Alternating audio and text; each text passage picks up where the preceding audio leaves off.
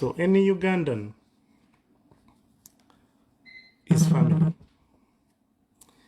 Anybody who is identified as a Ugandan, whose identity is Ugandan, anybody who is defined like I am defined anywhere in the world as Ugandan is family.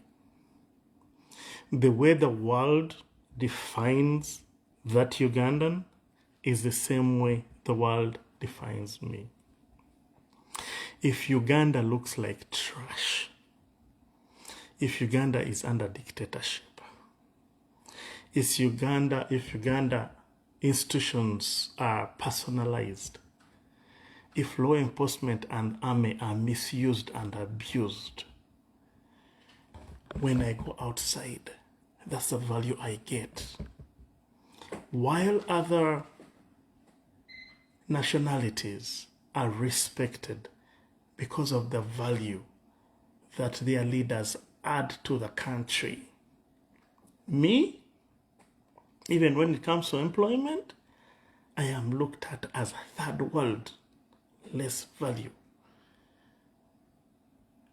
So I may have money, degrees, PhDs, doctorates, multiple masters or doctorates.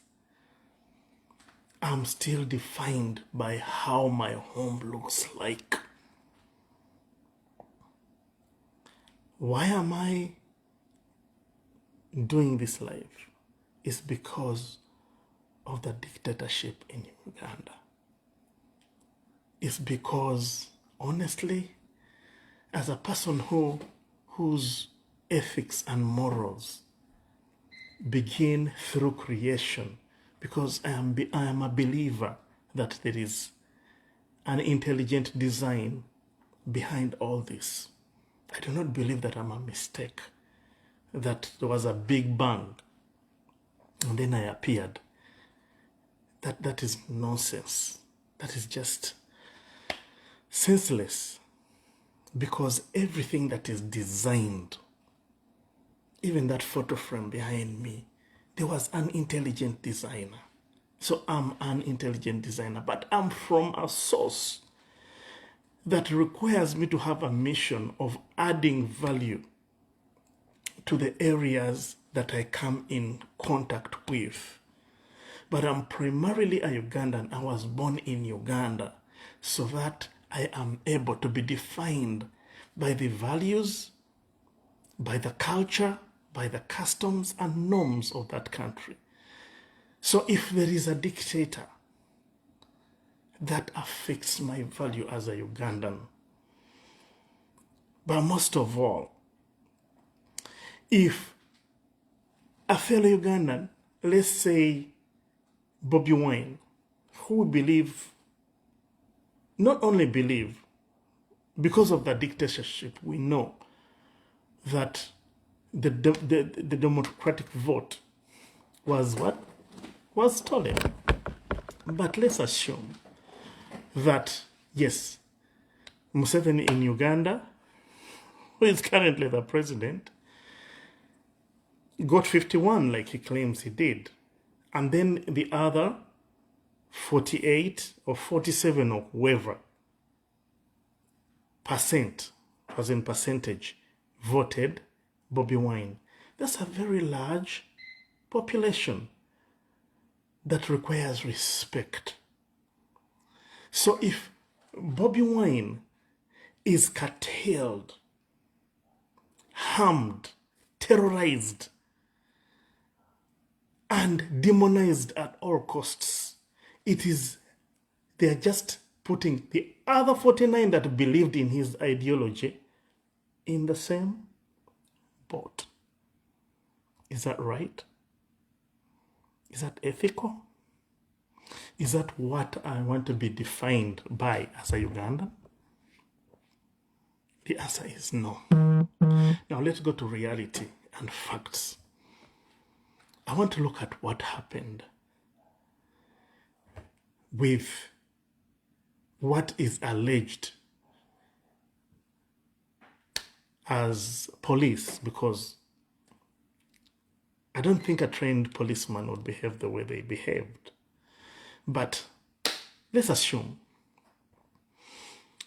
it was law enforcement, and under the circumstances, they were justified to be there, because all the moving clips and videos do not justify do not give any probable cause.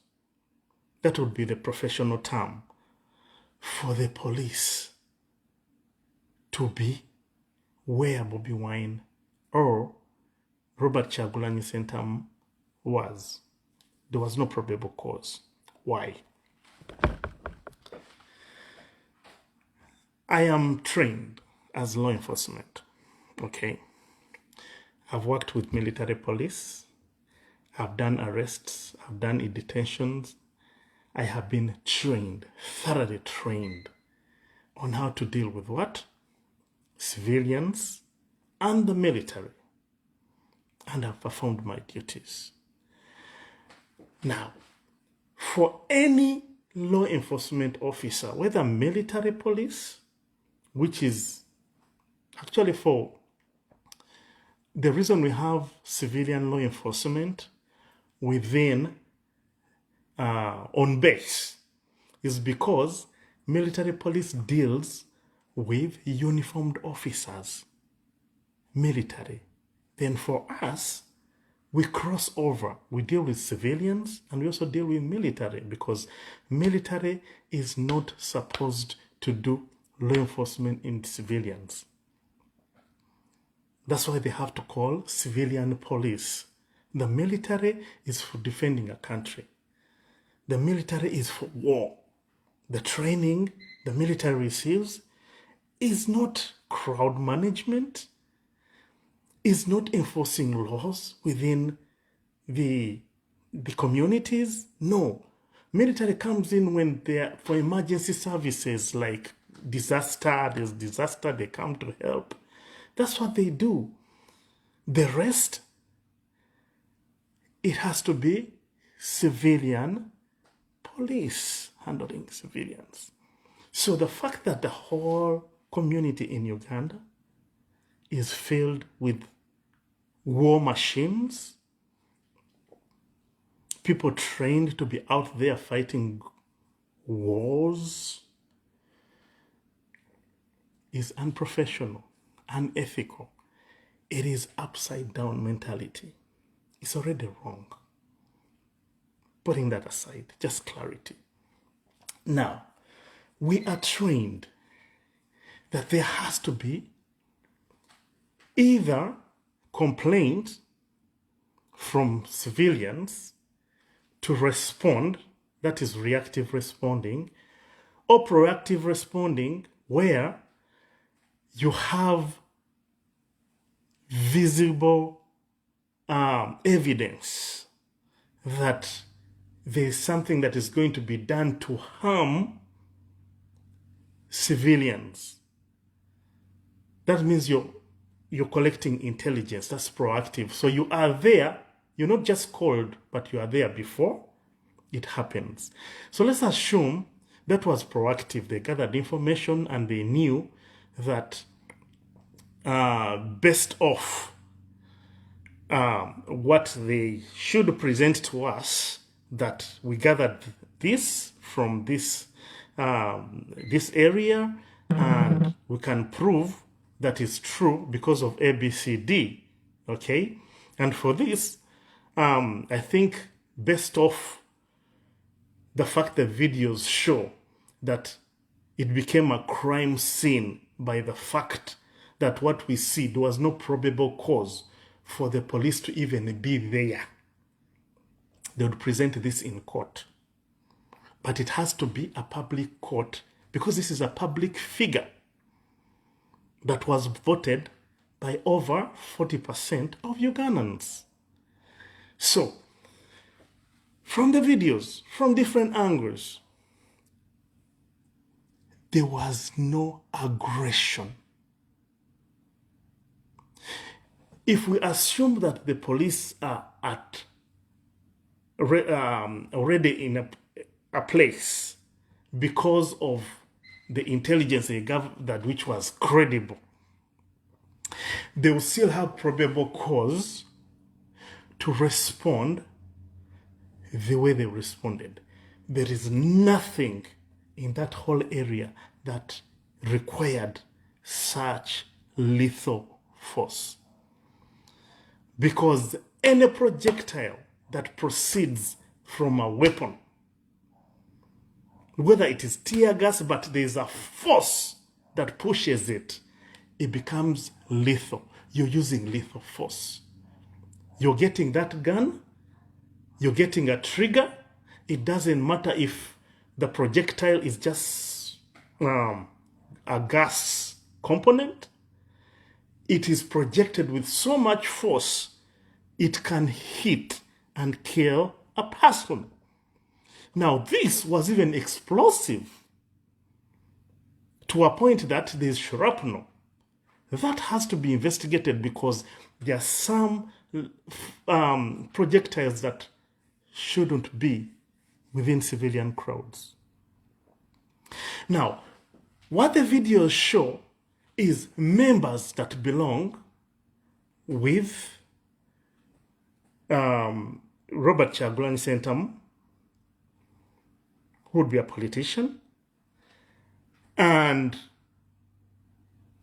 the police. What we see is the police running with lethal force components. Okay? Now, we have levels of force when it comes to security and law enforcement. We have levels of force. And these levels of force are meant to make anybody who might do violations think twice doing it, because there is a certain presence. So number one is your presence. So you're there and you have to be visible so that everybody sees that, hey, there's a policeman there. You can't go and start stealing phones. Okay, so your presence. Number one. Then number two is when now you're dealing with individuals or crowds. You can use soft hands. If the crowd is illegally, they're being illegal, they're in a place, okay? And that illegality has to be defined clearly, not dictated, okay? It has to be within the laws, clearly defined, okay?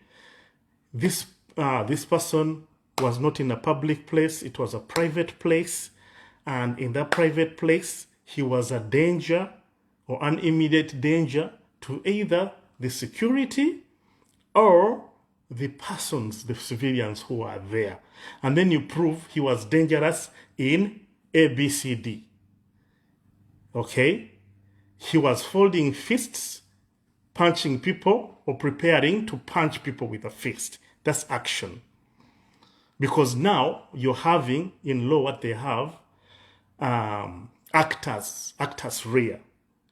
Because any thought without action is not prosecutable. If I come to you and I start speaking without trying to harm you as a security officer, I can speak all I speak. That is mens rea.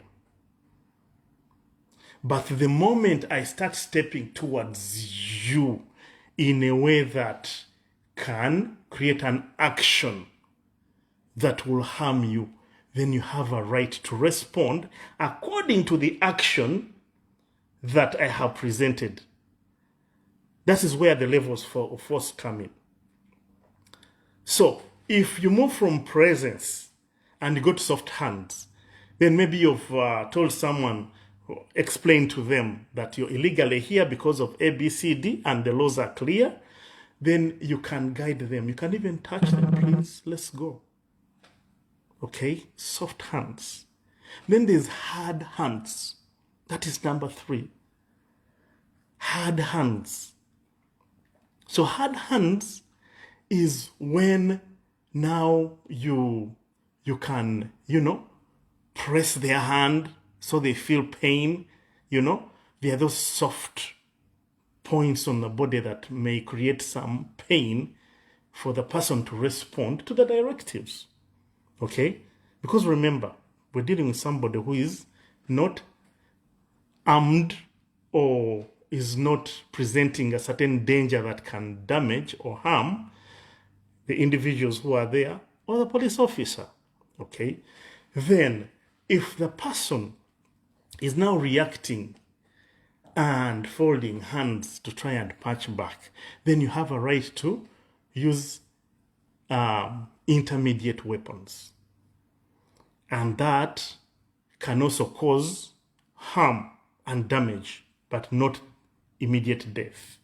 So you have the batons, then you have the OC spray, which is a chemical, and then you can have what?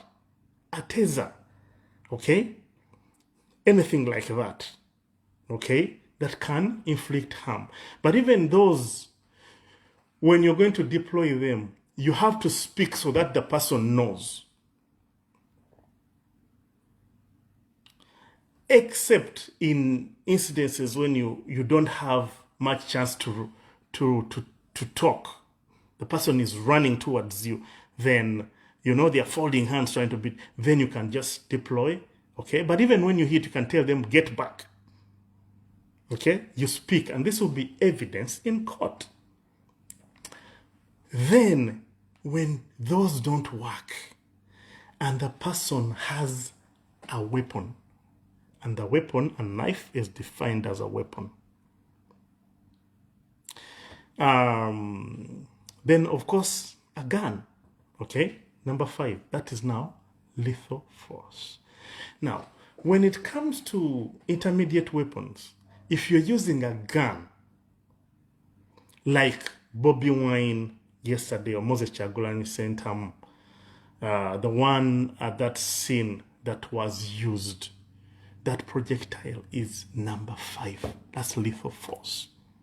That means people are coming at you with some form of weapons, and your life is in immediate danger. That's why peaceful processions are not a threat, because there's no aggression.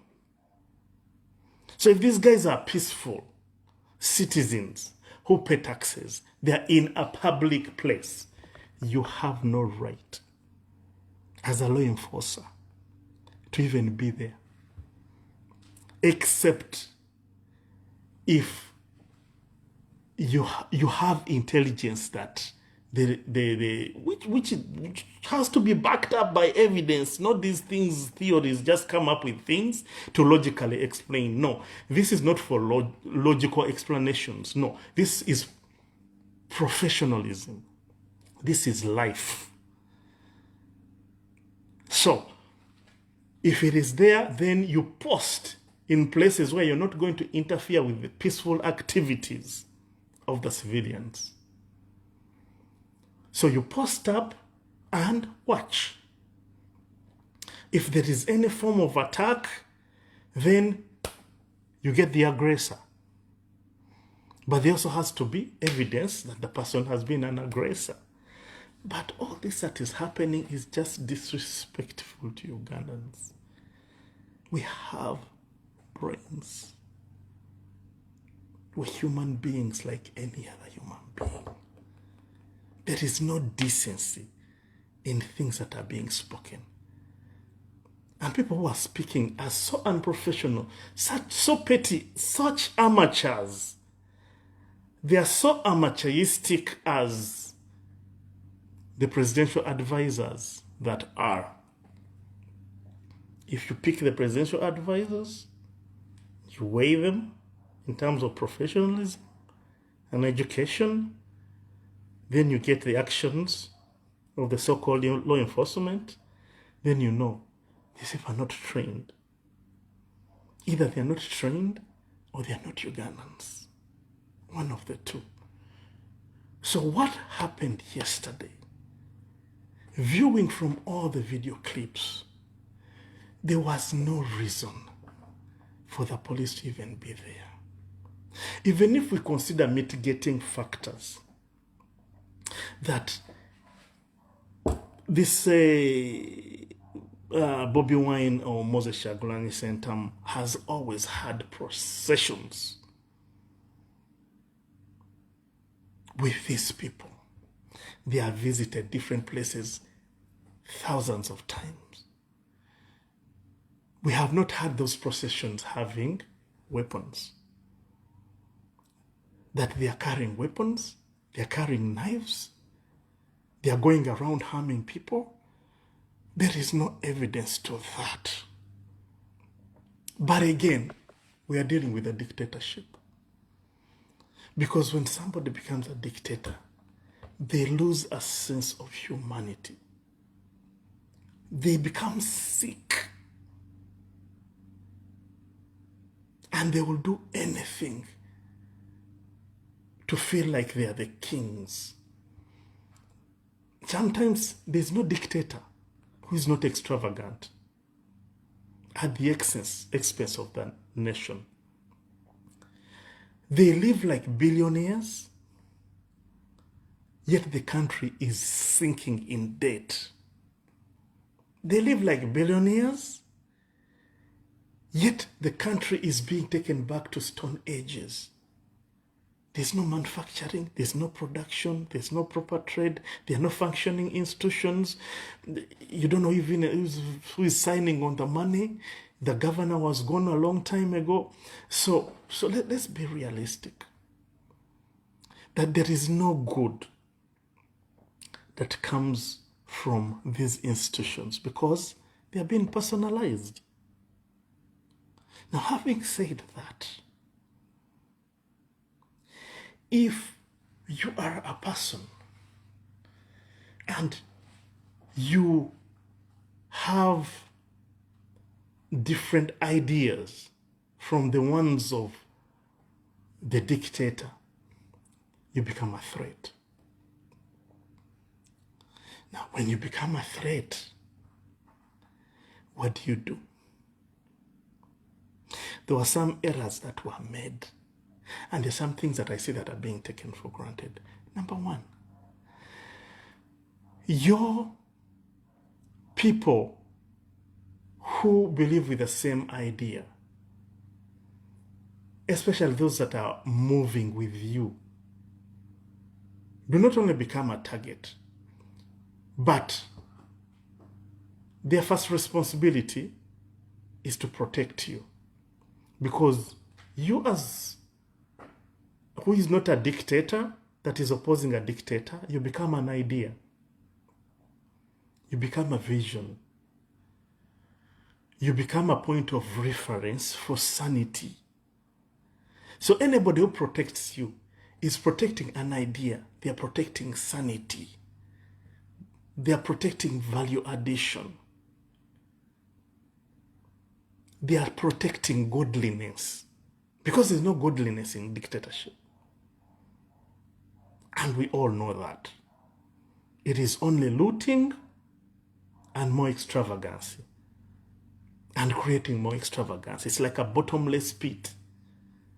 That there's always room for more at the expense of lives. So now, from I am a level 4 commission at state level, okay? Law enforcement at government level, but level 4, VIP and personal protection. These people who are ensuring security, whether they are volunteered or they are paid, they need more training. Because when you believe in an idea and a vision and you're willing to die for it, then you volunteer to be part of the protection of somebody who holds such ideas, you need to be knowledgeable in a way. They become your clients, not your boss. Not your boss. They become your client. And when you're protecting your client, you're doing your job. You should have one, because it's lethal force. Have a body armor. Body armors are very cheap. Number two, there is no time in public that asset, and Bobi Wine is an asset, should be exposed. Because they're your client, and anything that is going to reach them comes through you. That means even death. We are trained to run into death, protecting human lives. That's what we are trained to do. But we do it in sanity, lawfully, with all the respect that courts decide everything else. So this is just a suspect. So Moses Kyagulanyi Ssentamu or Bobi Wine being exposed like that was an error. Because if there is any response that is aggressive, if it's lethal, whether it's something that has blown, an explosive, or a bullet has gone off,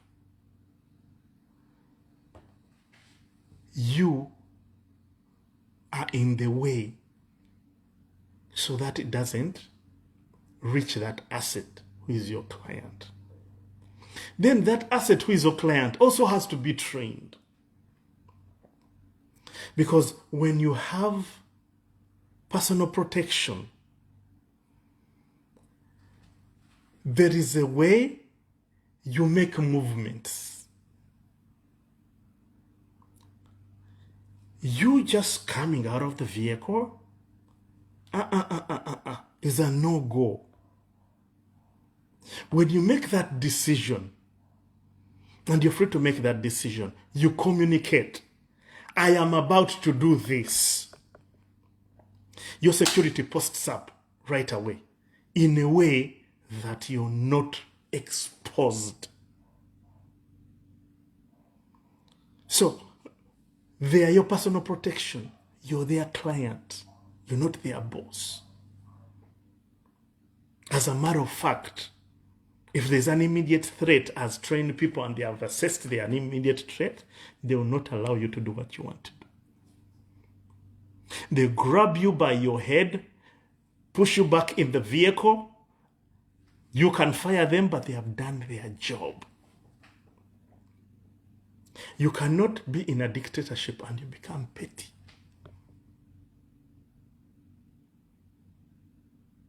It's a life and death situation. You have so many Ugandans who are trained in personal protection and law enforcement. Get some of these guys, let them be, they need to learn counter surveillance, reading situations. They need to learn that. Muslims say,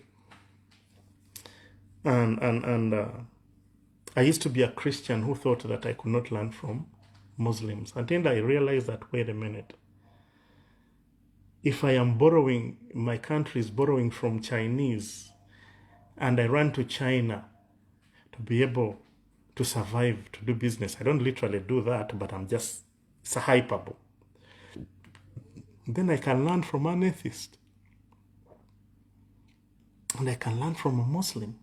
So if you're Christian and you're out there and you think God can not use other situations to teach you, you're an idiot. I'm sorry to say. And you need an overhaul. So Muslims say, trust in Allah, but do not forget to tie up your mule.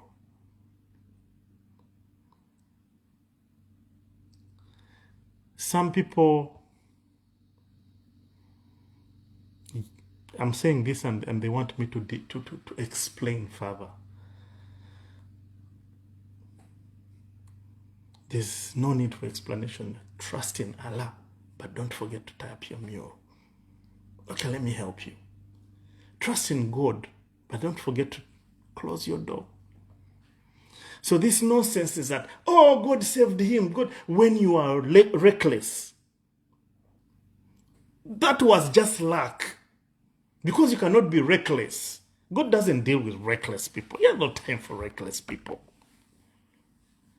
He has time for people who prepare and understand the times and be able to prepare to protect themselves.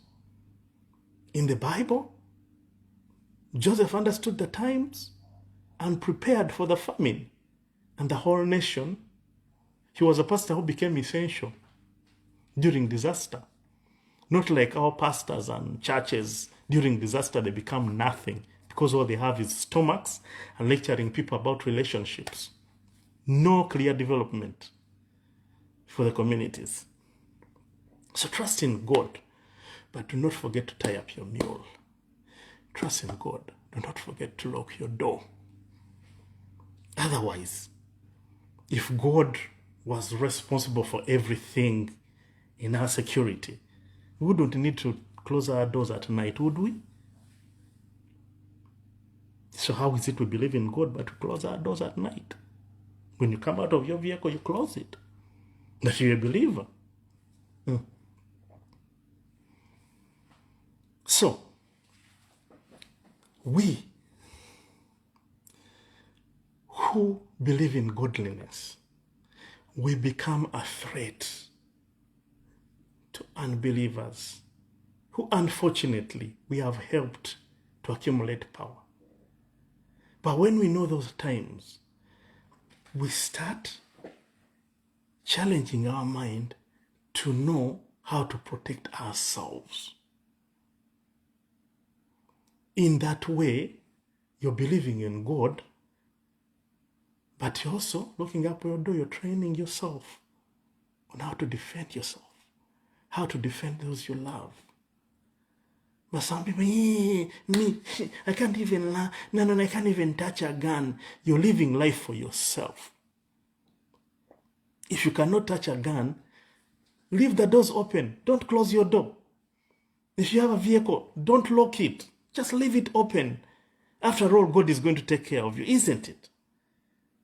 But those who realize that God is not going to come and close the doors for you, it is the same principle. It's a violent world. And there's evil, and there are evil people. And dictators are evil. But we have proof, we have seen.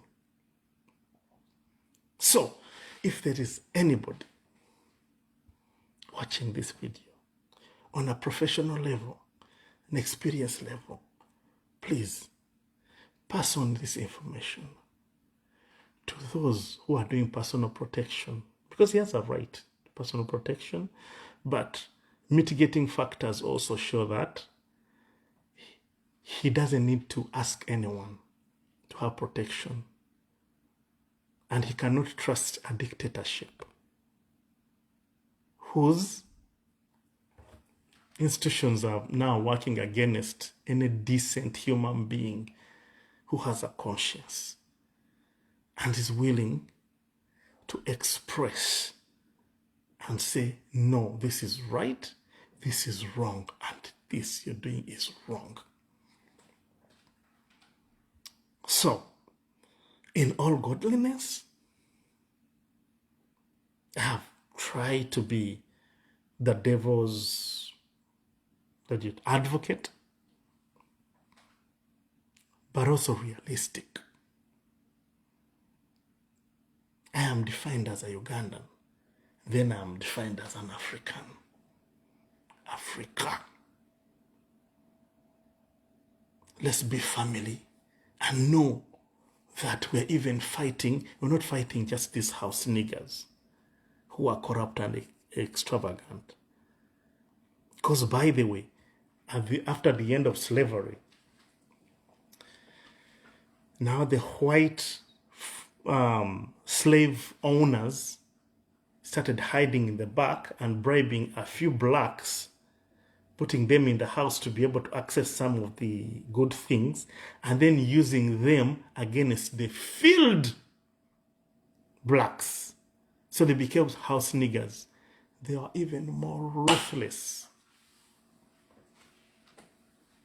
In many cases, they are more ruthless. That's the house owner. They got power and they were kissing the owner's ass, forgive my language. And as long as they were doing that, if a field Negro tried to talk about freedom, oh my goodness. So that's what's happening in Uganda. You have house Negroes, people who have stolen Karamoja development iron sheets, who are officials of the government, and they were caught red-handed with those iron sheets. Those are house niggers. This recent man called Mpuga who took here appreciation fee as a leader of opposition for even less than what, a year? It's like a year, and he didn't even finish his term and is being appreciated with 500 million. Just like that. You know? Those are house niggers. So, the dictator is a slave owner. He has picked house niggers who come and speak all kinds of nonsense. And these guys are dangerous. So, again, what happened to Bobi Wine should be investigated, because it became a crime scene in all disciplines and manners of law enforcement. The good thing, they are moving pictures from all angles. This should not rest. And if you're out there and you believe in decency and sanity, you feel you have an identity which you know the outside world defines you by your country, and you care about your country, stop being apologetic to these evil people and behave in a way that protects the people who are trying to bring sanity to the country. Because if you're not doing that and you're being complacent, you're just an accomplice. Unless you're an atheist. But you have a conscience of God, you believe in right and wrong, defend right, and those who speak right and stand for what is right. And this is not subject for who you, as long as you have breath, you're a human being, you can do it. For God and my country. God bless Africa. God bless Uganda.